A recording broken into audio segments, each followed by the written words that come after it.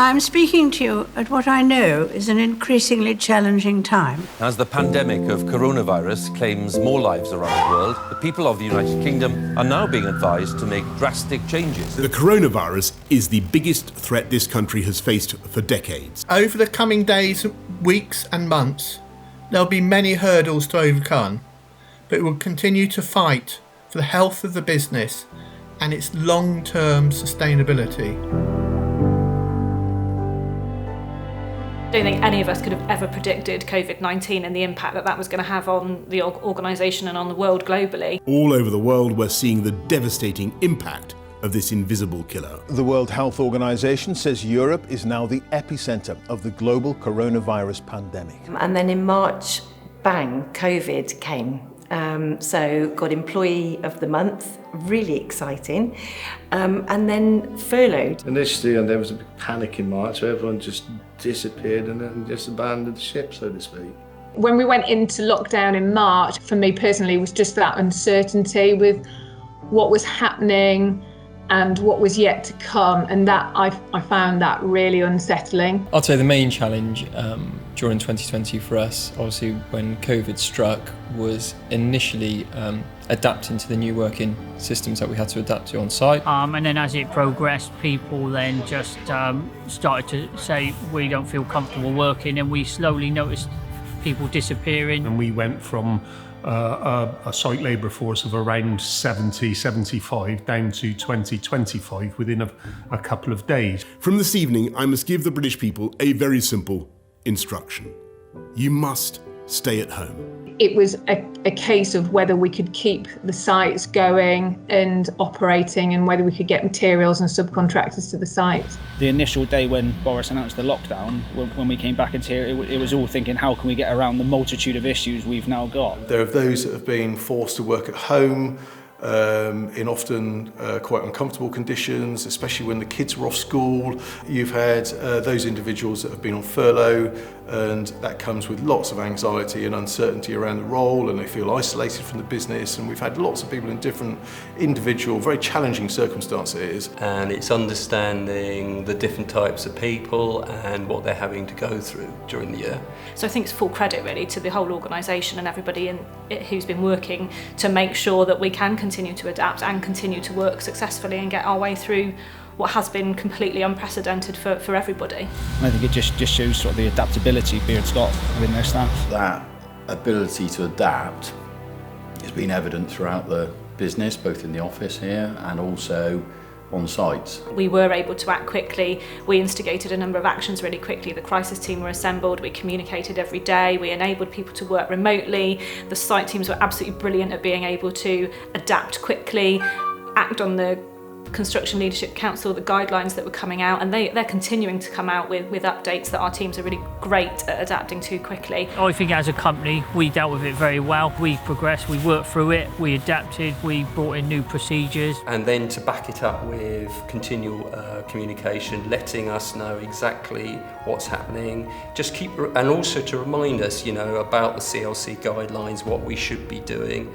And I believe for most people there's been an awful lot of support throughout the whole process. Once the channels of communication were set up in terms of the news, emails, the videos from Mark, I feel in terms of how the company's operating, what the company are thinking, directors, I think that's all been fed down the line to us very well. We now have the right structure and appropriate level of resources to meet the challenges ahead. Mark Beard being able to do his video in so that everybody can just sit there and just listen to it and absorb it. I think we always felt that we were in the loop, that we were never felt as though we were on the outside. And I think that's the bit that has kept the company all together. There was just a massive amount of uncertainty. So the more that we learnt, the more certain we could feel about our day-to-day life. It gave you a sense that everyone was in it together and everyone was trying to get through the process. You were being kept informed, and that's probably all you could hope for in the sort of situation we were in. I've been really impressed with the communication throughout the whole year. We all have a part to play, from creating efficiencies to securing new projects and delivering outstanding quality. Beard, being a well-established business, which is now over 128 years old, has been through a tremendous amount of change over the years. It's had to, in terms of technology, in terms of regulatory requirements, in terms of people practices. You know, so much has changed, and actually I suppose COVID is another bump in the road, if you like, a fundamental bump in the road that's provided us with huge amounts of challenges in the year. But I think that's how we have to look at it. You know, it puts us in a good stead and continues to build on the really solid foundations that Beard already had and take us forward into the future. We've also discovered this new, more efficient way of working. I think that we all engaged with Teams really, really quickly, and it was amazing that we all became familiar with the software so quickly. And I think that was because we all recognised it was an essential tool for us to continue working effectively. Doing Teams meant we could still progress everything, whereas otherwise certain things would have just stagnated. And I think we're being more productive because of it.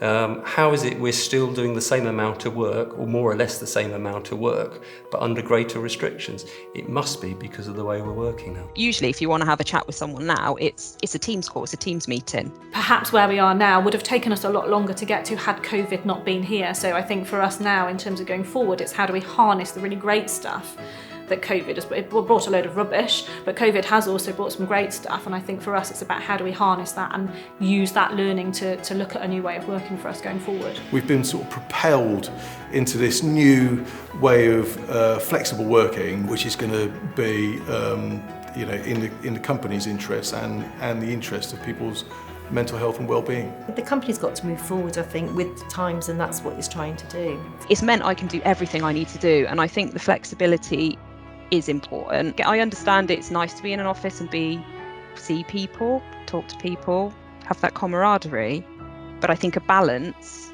is perhaps the way to go. There's pluses to working at home. You can set yourself a target to do maybe some quiet time to do a report or that type of thing without interruption, and you seem to be able to get it done 2 or 3 times as quickly as you would do if you were sat in an open plan office on site. Gives us flexibility that we never had before. We still manage to push forward, maintain programme, keep labour resource on site, and keep our subbies in an environment where they were safe and they could work.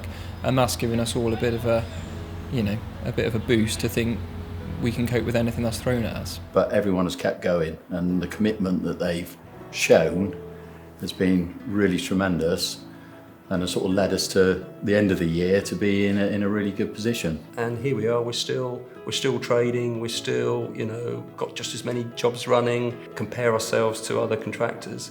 You know, we're doing well, I think, really well.